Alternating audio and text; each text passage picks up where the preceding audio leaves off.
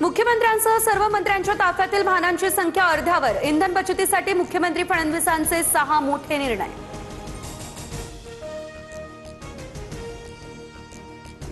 ताफ्यात घट करण्याच्या निर्णयानंतर मुख्यमंत्र्यांकडून लगेचच अंमलबजावणी। अर्धा ताफा घेऊन मुख्यमंत्री पनवेलच्या कार्यक्रमात दाखल। फडणवीसांच्या ताफ्यात अवघ्या 4 गाड्या। मंत्री अधिकाऱ्यांचे विदेश दौरे रद्द। अत्यावश्यक सोडून विमान हेलिकॉप्टर दौऱ्यांवरती बंदी। मुख्यमंत्री फडणवीसांचा हा मोठा निर्णय। मंत्री आणि अधिकाऱ्यांनी आठवड्यातून 1 दिवस सार्वजनिक वाहतुकीने प्रवास करावा। जास्तीत जास्त बैठका बीसीने कराव्यात। उच्चस्तरीय बैठकीत मुख्यमंत्र्यांच्या या सूचना।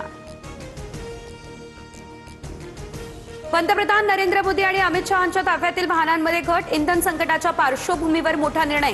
देशहितासाठी मोदींकडून इंधनाचा वापर कमी करण्याचे देखील आवाहन। अंमलबजावणी करता येत नसेल तर निदान थट्टा मस्करी करू नका। मुख्यमंत्री फडणवीसांकडून विरोधकांची कान उघडणी। पंतप्रधानांच्या आवाहनाची थट्टा नको। कोरोनाच्या महासंकटातून मोदींनीच देशाला सावरलंय। उपमुख्यमंत्री शिंदेंचं हे वक्तव्य। पुण्यातल्या व्हीआयपी व्यक्तींच्या सुरक्षेत घट। व्हीआयपींच्या सुरक्षा 50% करण्याचे आदेश। मोदींच्या आवाहनानंतर आता पुणे पोलीस आयुक्त अमितेश कुमारांचे निर्देश। आजपासून होणार अंमलबजावणी।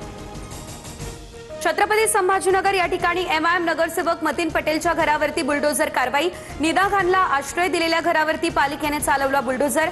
या कारवाई दरम्यान मतीनच्या पत्नीने पथकाला संविधानाची प्रतही दाखवली। मतीन पटेलला आलिशान घर आता बांधून देऊ। पालिकेच्या कारवाईवरून इम्तियाज जलील झाले आक्रमक। तर जलील हे खऱ्या अर्थानं अर्बन टेररिस्ट। संजय शिरसाटांकडून जलील यांच्यावर गुन्हा दाखल करून अटक करण्याची ही मागणी। 2008 मधील रेल्वे भरती राडा प्रकरणात राज ठाकरेंनी सर्व आरोप फेटाळले। मी त्यावेळेस नाशिकमध्ये होतो। राज ठाकरे यांचं हे स्पष्टीकरण। खोटी केस दाखल केल्याचा देखील दावा। 18 तारखेच्या सुनावणीकडे लागलंय सर्वांचं लक्ष। प्रफुल्ल पटेल सुनील तटकरे काहीही झालं तरी भाजपमधून लढणार। राष्ट्रवादीचे 22 आणि शिंदेच्या सेनेच्या काही आमदारांचं भाजपमधून लढण्याचं ठरलंय। रोहित पवार यांचा हा मोठा दावा। सुनेत्रा पवारांवर तटकरे आणि पटेलांची नाराजी अशी सूत्रांची माहिती। राष्ट्रीय कार्यकारिणीमधून वगळल्याच्या चर्चेनंतर नाराजीच्या चर्चा। दरम्यान आसामवरून परतताना पटेल तटकरेंनी सुनेत्रा पवारांसोबत प्रवास करणं टाळलं, सूत्रांची माहिती। बारामतीमध्ये शिकाऊ विमान पडल्याची घटना। तर गोजुबावी या गावाच्या हद्दीत शिकाऊ विमान कोसळलं। वैमानिक सुरक्षित अशी माहिती।